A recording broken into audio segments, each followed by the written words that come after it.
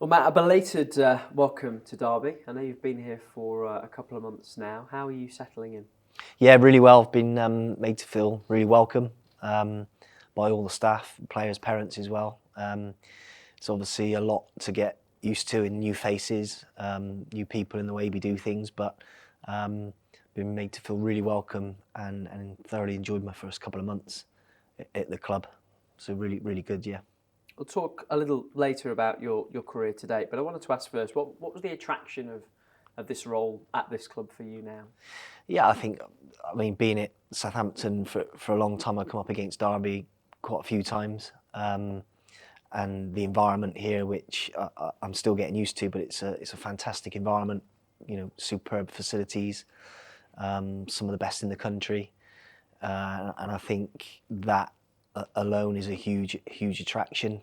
But you also, once I'd met the owner and Stephen, the CEO, and other sort of board members, I had a really good feeling of the type of people that are at Derby, and if they reflected that, I was really keen to, go to a club that I enjoy working with those people, and that's certainly not disappointed me. I found the people that we've got here, incredibly talented, but also very humble and nice people that you want to get up in the morning and spend 8 hours every day working with. So I think through that process, I knew what I was coming into, or had a good feeling of what I was coming into, and that was very much important for me leaving Southampton after a long time, to make sure that, if I was going back into football, it was the right club with good people, and I'm confident that's the case.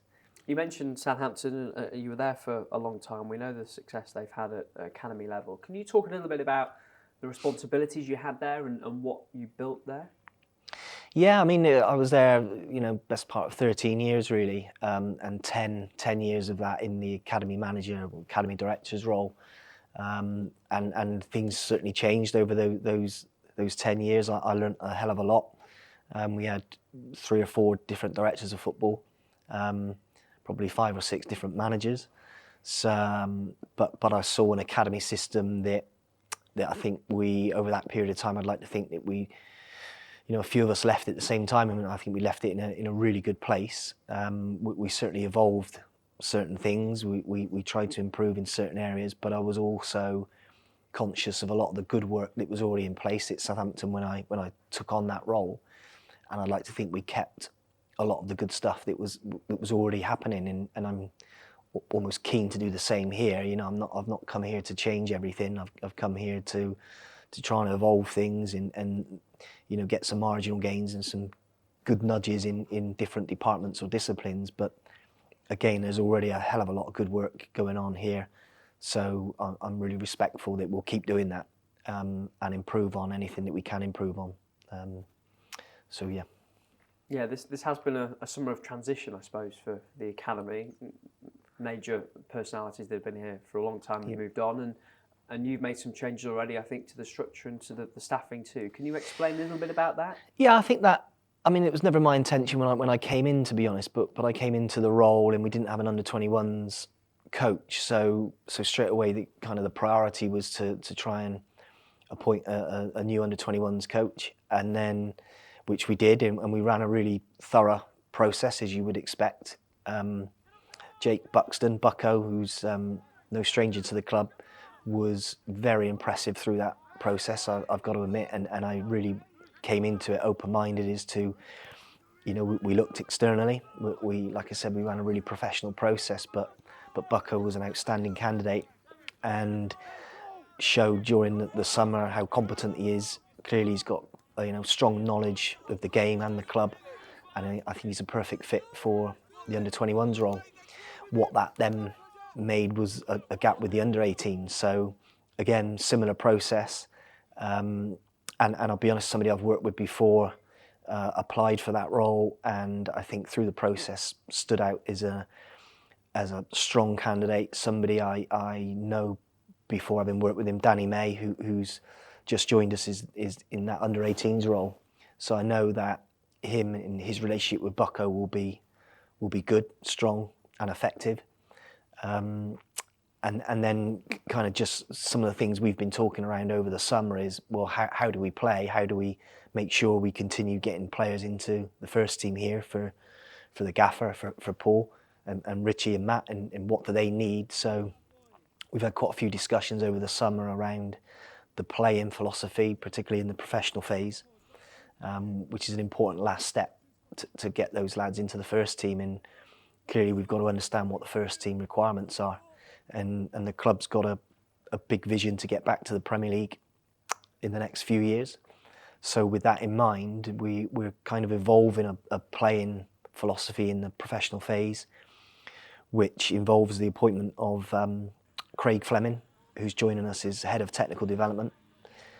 So Flem was more recently number 2 to Ralph Hasenhüttl in the Premier League at Southampton, and was a kind of key architect to the way in which Southampton's first team played and the style in which they played and what the requirements were for academy players to get into that team.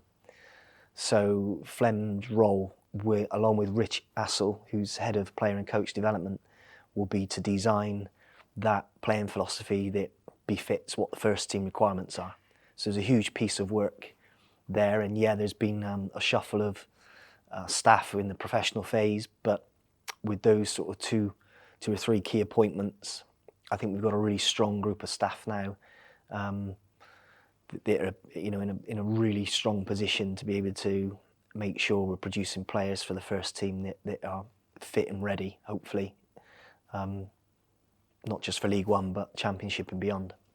I always think the intersection between academy and first team is really interesting, and the balances that you have to strike there. How close is the relationship with Paul Warne and his staff, and how do you see that going forward? Yeah, very good.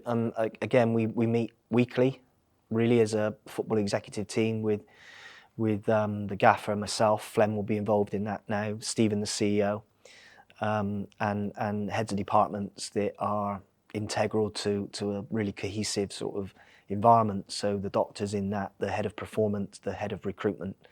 So we've got I think a really strong group of senior staff, if you like, that are working hard together to for a common goal, success for the first team, obviously, but also trying to give the first team staff players that are ready for first team football. So again, that regular meeting is something that happens weekly, and we're gradually understanding what those needs are, how the style of play is for the first team, what's going to be successful. And again, our job is to make sure that those lads in the academy are fit enough to do the job that the gaffer wants, strong enough, courageous enough, as well as technically and tactically good enough. Are you looking for character when you look for young players as much as you are ability and the technical side? 100%. Probably arguably the most important part of youth development is to make sure that they are the right character that can handle playing in front of 30,000 fans, making a mistake, but having the courage to get the ball again and unfortunately make another mistake perhaps, but learn from it. So I think the psychological and emotional aspects of player development are arguably the most important. We've got, you can see on the eye, and what I've seen already in the first few weeks is some really good technicians here, with some really good players, some really good athletes as well. We just hope that they've got that resilience to handle what is a pretty tough environment at times. So again, the characteristics of these young men need to be as strong as they are technically. This may be sort of a very personal question, as in it's player by player, but what are the biggest challenges when it comes to bringing a player through into the first team? Is there something that you would point out and say this is the thing that is the most difficult in any circumstance? Well, I mean, there are lots. I think when a young player gets called over to train with the first team, sometimes you can get one chance. So first impressions, going over there, being ready is so important, and making sure they've got the tools and the understanding of what's expected when you go across and you train with the first team, again, is our job to instill into those young players. But I do think, you know, managers putting trust in a young player is a massive ask, but managers do put trust in young players. We just have to make sure that when they go across to train or they're selected to play in a game or they get a debut, that again they know how to manage themselves, they know how to manage the game. They understand the expectations, whether it's physically the demands that you're gonna have to, you know, you're gonna have to stand out, or you know your performance on the pitch needs to stand out if the manager's gonna look at you and say, yeah, you can add something to my team. So there are so many things, but I think that first impression in that opportunity and chance, if you're gonna get it, then it's a big thing to make sure you take it and you get asked to go back and train again. And just finally, can you give us an idea of the sense of I guess, pride and satisfaction that you and the staff will have when a player comes through the system and becomes part of the first team? Because ultimately that's what it's about, isn't it? Yeah, 100% it's about, you know, getting players into the first team. That's the objective of any academy. But I would also say here, and what's really refreshing and again, probably another reason why I wanted to join the club, was from the board and the ownership level, there's this thing about developing good people.